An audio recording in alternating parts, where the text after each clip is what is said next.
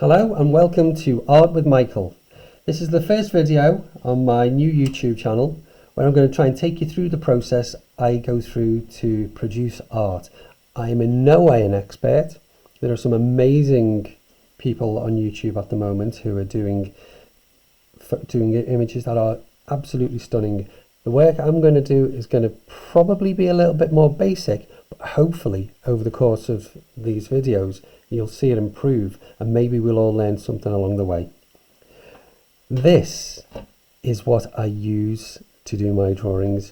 Derwent Studio pencils. If any of you know anything about them, you will first of all know that I don't even think they're made by Rexel anymore. There might be, I've no idea, but this tin is extremely old. I think it must be 20 years old. It came with 36 colours out of a set of 72 available colours.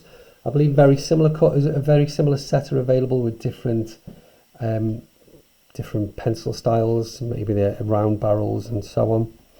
But these are the way the pencils looked at the time, and then they changed after a while to look like this with the same end barrel thing, and then they changed again to I think how they currently look. I only have one that looks like this, or the rest are much older.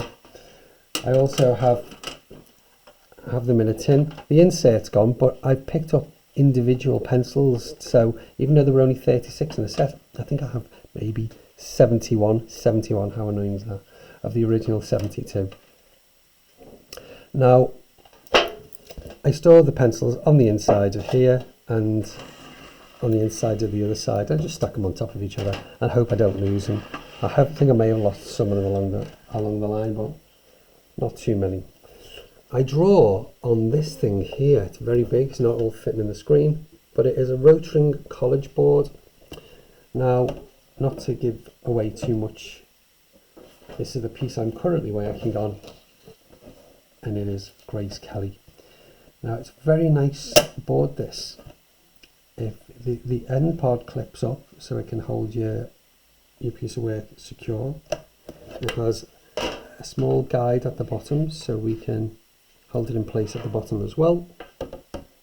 And it comes with a ruler. This looks kind of a bit unwieldy, but it clicks onto the side. It holds it quite fast, but if you push it down, it slides up and down easily. Now I use this, as you may be able to see, there are faint grid lines which I use to get everything in place. Now, to show you how I got to where this piece is so far, I think we're going to cut to some time lapse. When I start my drawings, I have a grid which matches the source image. I use that for getting things into the place I need them. And then I move in with an outline, a general outline, based on where things should go. There are no real hard lines in a drawing, so it's quite difficult to get these things exactly right with an outline, but then that comes with a bit of practice, I think. I start with a light colour. I use Flesh Pink number 16 from the Derwent Studio. I use that to get my general things in place and then move in with some more strong colours. If you're pressing down with a pencil and you leave an imprint in the paper, you've pressed too hard. It is the only way to get a strong colour though, so we have to move in with layering instead. That's not something I'm very skilled at. I see some people and they have very intense colours from these pencils, which they use very lightly again and again and again. I'm not quite there yet, as you may see, but I'm practicing. I do tend to keep the pencils quite sharp, and that can mean sharpening them many times during the process. A couple of little tips. Try to draw what is there, not what you think is there. The whites of the eyes, in many beginners, they will just leave them completely white, but they're not generally white. They're slightly off-white. I use a French grey, which is a very nice colour to kind of help with this. But also, they're not one consistent colour from top to bottom. Usually the high end of the eye, of the whites of the eye, is covered with shadow from the eyelashes.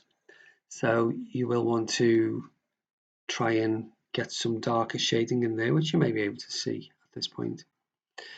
The nostrils here is a perfect example of drawing what you see. They seem very off-center at first, and there's an instinct to draw what you think should be where you think it should be. First try, obviously, I've forgot to record me drawing the lips, but we can pick up from there later. And that pretty much brings us up to date. I'm going to show some of the colours we used. Kingfisher blue and turquoise blue were used in the eyes. A hint of gunmetal was used as well, which is just to darken some of those areas. The base coat for the skin I used flesh pink, which I also used earlier to identify where everything was going to go. I've also got this, which is from a completely different set, but still Derwent, but Academy Colour Rose. I used that to get some of the more pinky tones, as well as Pink Madder Lake. And then when it came to the lips, Rose Madder Lake and Crimson Lake. Don't know why they're all called Lake. There you go. A hint of magenta as well for some of the dark parts. Magenta was also used for some of these creases in the eyes, those darker parts there. The French grey, which I used around the outsides of the eyes, all over the eyes really. And then for some of the darker shadow parts, I used some Venetian red, burnt carmine, burnt umber, raw umber, and ivory black for things like eyelashes and some of the more intense shadow parts. Now, some of these things will be used again. Also worth noticing, as you may have seen on the video, I will generally have a piece of paper under my hand, so my hand doesn't, it could smear the image, or even if it's just a bit warm, it could start sticking to the paper, so it helps protect it. Hopefully I'll get an update where I move onto the body and the hair. I've just started the hair, as you can see on the side. We'll try and take that as far forward as we can. I believe it is customary to say, please like and subscribe. It's my first video, so I don't know how many videos you'll get, but there you go. Give it a try. What harm can it do? Thank you very much.